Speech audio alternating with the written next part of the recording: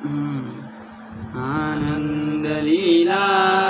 विग्रहाय हेमावदिव्यच्छविसुन्दराय तस्मै महाप्रेमरसोप्रदाय चैतन्यचन्द्राय नमो नमस्ते। तो हमारा विषय क्या चल रहा था? ये माया की ऐश्वर्य शक्ति जो है, 3 शक्ति में से शक्ति की बात चल रहा था। कितने नंबर से होना है? 28 से होना है ना? 27 तक हो गया था। अब कह रहे हैं तदेवं ऐश्वर्यादि षट्कस्य स्वरूपभूतम उक्त्वा। ये जो ऐश्वर्यादि 6 है, ऐश्वर्यादि 6 ऐश्वर्य है ना, क्या क्या है?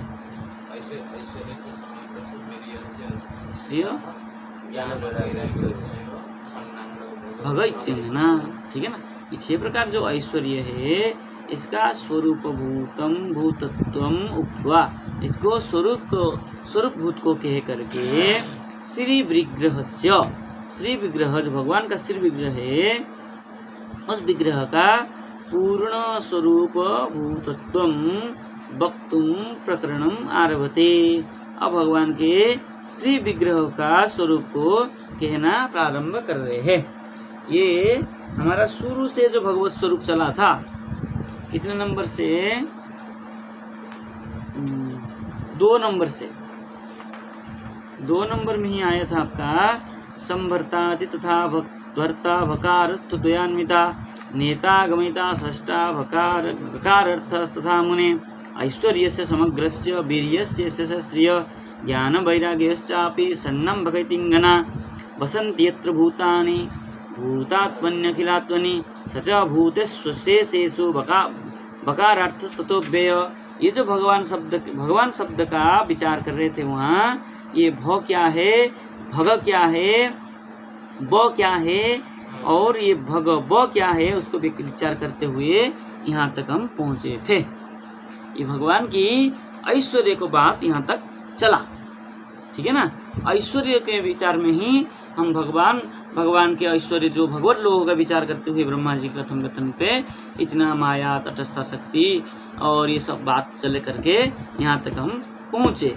अब कह रहे ये सब कहने की बात में श्री विग्रहस्य पूर्ण रूप भूतत्वम वक्तुम प्रकरणम आरभते। अब भगवान के जो श्री विग्रह है उस विषय में कहने के लिए प्रारंभ कर रहे हैं। स्पष्ट है?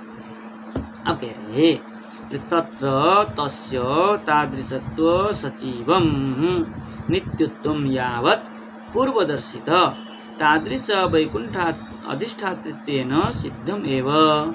कह रहे तत्र वहाँ पर तस्य तादृशत्व सचिवम, ठीक है ना। उसी प्रकार जो स्वरूपभूत, जो स्वरूप भगवान का स्वरूप भूत है, उसका जो सचिव है, सचिव मतलब स्वरूप है, उस स्वरूप का नित्यत्वम, ठीक है ना। उसके विग्रह का जो नित्यत्व है तावत पूर्वदर्शित, इस नित्यत्व भगवत स्वरूप का जो नित्यत्व है पूर्व में दर्शाया गया है। बोले ओ पूर्वदर्शित तादृश वैकुंठ अधिष्ठातृत्वेन सिद्धमेव, वैकुंठ के अधिष्ठात्री देवता है, ऐसा पूर्व प्रकरण में हमने भगवान को सिद्ध कर लिया है। अब कह रहे हैं बोले प्रपंच अवतीर्णत्वेपि आह, और प्रपंच को अवतीर्ण रूप में, प्रपंच में जो अवतार लिए है उसको कहने जा रहे हैं। कोई आया क्या? 3 श्लोक से उसकी व्याख्या कर रहे हैं। क्या कह रहे हैं? नष्टे लोके दीपरार्धावसाने महाभूते स्वादिभूतं गतेषु व्यक्ते व्यक्तं काल वेगेन याते भावानेकशिष्यते शेषसंज्ञा। ये 10वें स्कंद में उसमें आया है। अभी हमारा पाठ चल रहा था ना।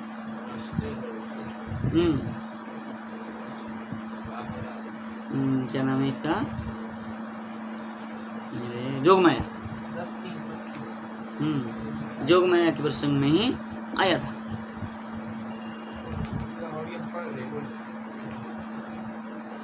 ये भी कुछ दिन पहले गया है। पहले होता हम्म तो अवतार तो अवतार नहीं है उसका। बोले लोके दी, ये जो क्या नाम है आपकी, ये अपराध अरे देवकी और वसुदेव का जो स्तुति हुआ है ना, उन स्तुतियों में आया है ये।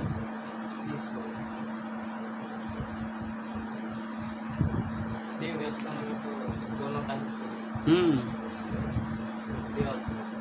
25 नंबर श्लोक मतलब ये देवकी की स्तुति में आया। देवकी कह रही है, ठीक है ना, कह रही है द्विपरार्धा अवसाने लोके नष्टे, द्विपरार्ध की अवसान में मतलब प्रलयानंतर में लोक जब नष्ट हो जाता है तब बोले महाभूतेषु आदिभूतम गतेषु, बोले महाभूतों और आदिभूतों की जब नष्ट हो जाता है सब कुछ अपने प्रलयानंतर में, सब जो से प्रपंच में क्या है पृथ्वी जल तेज वायु अपने अपने महत्व में प्रवेश कर जाते हैं शब्द रूप रसगंध में, ऐसे जो प्रलय होता है उसके बाद भी व्यक्त अव्यक्त काल वेगे न याते। व्यक्त और अव्यक्त मतलब प्रकृति और प्रधान जब क्या हो जाता है काल वेग में, काल की गति के द्वारा जब सब अपने अपने तत्व में विलीन हो जाते हैं तो शेष संज्ञ भगवान एक शिष्यते, शेष नाम से आप एक ही रह जाते हैं। जो ऊपर बताया प्रपंचावतीर्ण इसमें ये कहना चाह रहे कि भगवान से ही ये प्रपंच का अवतीर्ण, प्रपंच का सृष्टि, अच्छा प्रपंच का अवतीर्ण, प्रपंच में अवतीर्ण सृष्टि की बात कर रहे हैं उसको यहाँ पे प्रमाणित। आगे क्या कह रहे हैं, अतः शेष संज्ञ, इसलिए आपको शेष नाम से लोग जानते हैं, ये इसलिए कह रहे हैं शिष्यते शेष संज्ञ, शेष नाम से आप भगवान एक शेष संज्ञ शिष्यते, आप एक ही शेष नाम से रह जाते हैं, अब शिष्यते की शेष, ठीक है ना। बोले योयम कालस्तस्य यते व्यक्तबंधो चेष्टामाहु चेष्टतयेन विश्वं निमेषादि वत्सरान्तो महीयां तं त्वेषानं क्षेमधाम प्रपद्ये। अब कह रहे हैं, क्या कह रहे हैं, बोले यो अयम कालः, ये जो काल है, काल मतलब जो समय चल रहा है कैसा है, बोले ते अव्यक्त बंध, आपका ही क्या है अव्यक्त बंध है, व्यक्त नहीं कर सकता है कोई, इसलिए अव्यक्त है। बंध मतलब ये जो चक्र, आपके ये जो काल का चक्र है ना, ये संसार का चक्र है, अव्यक्त है कि कोई इसका व्याख्या कोई कह नहीं सकता है। बोले ये न विश्वम चेष्टते, जो आप ये विश्व की सृष्टि में चेष्टा करते हैं, और तत्चेष्टाम आहु, उस चेष्टा को अपने जो कहता है, जो चेष्टा को, जो क्रिया को, जो चेष्टा मतलब जो उस क्रिया को, जो संसार को विश्व को सृष्टि में जो क्रिया है वो चिष्टम क्रियाम आहु कहा है, क्या कहा है, बोले निमिष आदि वत्सरन अंतो महीयाम, बोले निमिष से लेकर के वत्सर मतलब 1 साल तक, तो क्या होता है, बोले वत्सरांत महीयाम, याम मही, इस संसार में इसी का ही क्या है, ये संसार का गति है, काल जो कहते हैं ना, ये तम तु ईशानम, तम तु ईशानम क्षेमधामम प्रपद्ये, ऐसे जो ईश है, इसे मतलब स्तुति योग्य ऐश्वर्य, ऐसे भगवान को क्षेमधामम प्रपद्ये, ऐसे क्षेमधाम को मैं, जो क्षेम क्या है मुक्त स्वरूप को मैं शरणागति शरणापन्न होती हूँ। देवकी कह रही, अब देखिए उसको ही यहाँ व्याख्या कर रहे हैं और बोले हे अव्यक्त बंधो, ठीक है ना, हे अव्यक्त बंधो, जो ते अव्यक्त बंधो कहते हैं ना, बोले हे अव्यक्त बंधो, जो व्यक्त नहीं होता है, ऐसे अव्यक्त बंधो मतलब सान्निध्य मात्रेण प्रकृति प्रवर्तक। हे अव्यक्त बंधो, सान्निध्य मात्रेण आपके सान्निध्य प्राप्त करते ही प्रकृति की प्रवर्तक, आपके सान्निध्य मात्र से ही प्रकृति का जो प्रवर्तक है, प्रकृति को जो उत्पन्न करने वाले हैं, चेष्टा, उसी चेष्टा करते हैं। आपके सान्निध्य को प्राप्त करके प्रकृति क्या करती है, चेष्टा करती है। बोले चेष्टा क्या करता है, बोले निमिष उन्मेष रूपम, निमिष मतलब खोलना, आंख आंख आंख खोलना, पलक, और उन्मेष मतलब बंद करना। आपको देख करके ही प्रकृति पलक झपकती है। पलक झपकना मतलब चेष्टा करना। प्रकृति मतलब इस प्रकृति को चलाने के लिए चेष्टा, आपके सानिध्य से ही चेष्टा करती है, नहीं तो वो निष्क्रिय होकर रहती। ठीक है। अब कह रहे श्रुतिश्च, श्रुति में कह रहे बोले सर्वे निमिषा जग्गिरे विद्युत पुरुषादधि, बोले सर्वे निमिषा, जितना भी निमिष है मतलब समय है, क्षुद्र से क्षुद्र समय, समय पुरुषात अधि विद्युत जग्गिरे, पुरुषात अधि बोले पुरुष के अधि मतलब सम्मुख को प्राप्त करके क्या करते हैं, विद्युत हो जग्गिरे प्रकाशित होते हैं, ऐसा ज्ञान किया गया था। जग्गिरे श्रुति का, महानारायण उपनिषद का है। बोले सर्वे निमिषादय काल अवयवाः, जितना भी निमिष है, समय है, वो सब क्या है, काल का ही अवयव मतलब अंग है। बोले विशेषण द्योतते विद्युत, उसमें जो विद्युत कहा था ना प्रकाशित, जो प्रकाशित होता है वो क्या है, जितना भी काल है निमिष आदि ये सब आपसे ही प्रकाशित होते हैं मतलब चलते हैं। बोले पुरुषः परमात्मा इति, पुरुषात अधि जो कह रहे हैं, पुरुष मतलब परमात्मा के अधि मतलब सम्मुख को प्राप्त करके, श्रुति पदार्थ, श्रुति में ऐसा कहा है। सर्वत्र सृष्टि संहारयो निमित्त काल एव, सृष्टि और संहार का जो निमित्त है काल है। समय से ही सृष्टि होती है, समय से ही प्रलय होता है। तस्य तु अंग, तस्य तु क्या है, त्वत् अंग, तस्य तु तस्य तु त्वत् अंग चेष्टा रूपत्वात्, ये सब क्या है, उसका ही चेष्टा रूप है। बोले तौ तत्र न संभवति इति एव भाव, ये दोनों का वहाँ संभव नहीं है। क्या, सृष्टि में संहार, सृष्टि और संहार, ये दो जो काल का अंग है, ये अंग रूप तौ तत्र न संभवति, ये दोनों वहाँ संभव नहीं है। कहाँ पर, ईश्वर में, ईश्वर में, ईश्वर में प्रकृति का ये जो दो अंग है सृष्टि और संहार, ये वहाँ पर संभव नहीं है, ये प्रकृति में है। हाँ, ईश्वर के साथ इसका कोई वो नहीं। इति भाव तत्र हेत्वंतरम क्षेम धाम, इति तो कारण दे रहे, क्यों, बोले क्षेम धाम होने से, क्षेम धाम होने से वो वहाँ ये सब, बोले त्वाम, त्वा मतलब त्वाम, अत्र स्व अभिष्टात् तस्मात् आविर्भावादेव कंस भयम कौमुद्येन वारयति, कंस भय से ही आपका कुछ नहीं होगा, सृष्टि प्रलय आदि, फिर भी कंस भय से ये निषेध कर रही है कि आप क्या करें, उपसंहार, ये रूप को उपसंहार करो, ऐसा वहाँ भाव है। तथैव स्पष्टम पुनः स्पष्ट और दूसरे श्लोक में 25, 26, 27 में चल रहा है, ठीक है ना। मृत्युर्मृत्युव्यालभीत पयालो, मृत्युर्मृत्युव्यालभीत पलायन लोकान् सर्वान् निर्भयं नाध्यगच्छत् त्वत्पादाब्जं प्राप्य यदृच्छयाद्य स्वस्थः सेते मृत्युरस्मादपेति।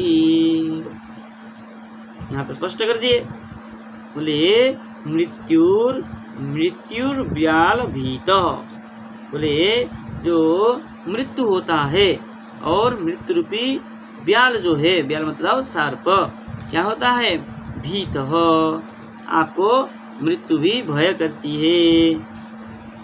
और बोले भीतः पलायन, भर के क्या करती है, चली जाती है। और पलायन बोले लोकान सर्वान निर्भयम न अध्यगच्छत्, लोकान सर्वान निर्भयम, लोग सब क्या हो जाते हैं, निर्भय को प्राप्त हो जाते हैं। जब भगवान का आश्रय करते हैं ना अध्यगच्छत्, जब आपके आश्रय को आपके आश्रय हो जाते हैं तब क्या हो जाता है, बोले निर्भयम, सर्वान लोकान निर्भयम, सब लोग क्या हो जाते हैं, निर्भय को प्राप्त करते हैं। और त्वत्पादाब्जं प्राप्य, आपके चरणारविंद को प्राप्त करके यदृच्छयाद्य, क्या हो जाते हैं, यदृच्छा को यदृच्छयाद्य त्वत्पदाब्जं प्राप्य, बोले क्या है, अद्य यदृच्छया, आज इस यत इच्छा से, जिस इच्छा से त्वत्पदाब्जं प्राप्य, आपके शरणारविंद को प्राप्त करते हैं। कौन, भक्त, भक्ति बल से प्राप्त करते हैं, बोले करके क्या हो जाते हैं, बोले स्वस्थः सेते, आपको प्राप्त करके स्वस्थ से सो जाते हैं। और मृत्यु अस्मात् अपैति, मृत्यु का क्या हो जाता है, उससे दूर भाग जाता है ना। यहाँ पर भाव प्रकट किए थे, भगवान को प्राप्त करके, भगवान को जन्म दे करके यशोदा मैया क्या हुई थी, स्वस्थ सेते, स्वस्थ से सो गए। जब भगवान आ गए तो कोई भय नहीं है, आप तो सोए। यही भाव था ना वहाँ पे। देखिए इसका व्याख्या तो कर ले, नहीं बहुत नहीं, दो तीन लाइन। बोले लोकान प्राप्य निर्भयम भयाभावम, बोले भगवत लोक को प्राप्त करके निर्भयम, भय का अभाव हो जाता है। बोले त्वत्पादाब जंतु, आपके चरणार बिंद को प्राप्त करके, तो प्राप्य इति उभयत्र अन्वय, आपके चरणार बिंद को प्राप्त करके लोग क्या हो जाते हैं, निर्भय को प्राप्त होता है। अत्र त्वत्पादाब्जम इति श्री विग्रहमेव, ये तो भगवान चरणारविंद कहने की तात्पर्य क्या है, भगवान के श्री विग्रह में ही तात्पर्य है। तथा विस्पष्टम साधितवती, इसी प्रकार विशेष रूप से स्पष्ट किया है। अतएव अमृतवपु इति, अमृतस्य पुत्रः, ऐसा कहा जाता है ना, अमृतस्य का पुत्र मतलब अमृत का शरीर जो होता है, इति सहस्रनाम स्तोत्रे मृतम मरणम तद्रहितम वपु अस्य इति अमृत वपु। अमृत किसको कहते हैं, बोले मृतम मरणम तद रहितम, मरण रहित का जो शरीर होता है उसको अमृत वपु कहा जाता है, जो कि भगवत शरीर है। शांकर भाष्य में ऐसा लिखा है। बोले आद्य इति, बोले जन्मा भावेपि दर्शित, आद्य दृश्य जो कहा था, बोले आद्य इति कहने की तात्पर्य, बोले जन्मा भावे अपि दर्शित, आपका जन्म नहीं होता है, ऐसे भाव को प्रकट किया है। स जन्मनि सर्वत्र साधित्व अस्य सेव सिद्धि, बोले आपका यहाँ जो जन्म हुआ है ये क्या है, सादि, आदि के सहित अंत के सहित नहीं है। इसलिए प्रादुरासित यथा प्राच्यम दिशुंदिरिप पुष्कल, दिशुंदिरिप पुष्कल कहने का तात्पर्य है कि आपका जो सृष्टि है आदि के सहित है, आदि अंत के सहित नहीं है। श्रुतिश्चत्र स ब्रह्मणा सृजति स रुद्रेण विलापयति सो अनुत्पत्ति लयः एव हरि परः परमानंद इति महाउपनिषद में कहा है। क्या है, बोले स ब्रह्मणा सृजति, उस ब्रह्मणा सृष्टि करते हैं। स रुद्रेण विलपयति, वही रुद्र रूप में क्या करते हैं, प्रलय करते हैं। सो अनुपत्ति अनुपत्ति ही अलयः एवं हरि, और उसकी उनकी अनुत्पत्ति से क्या होता है, अलय नहीं होता है। वही हरि परह परमानंद है।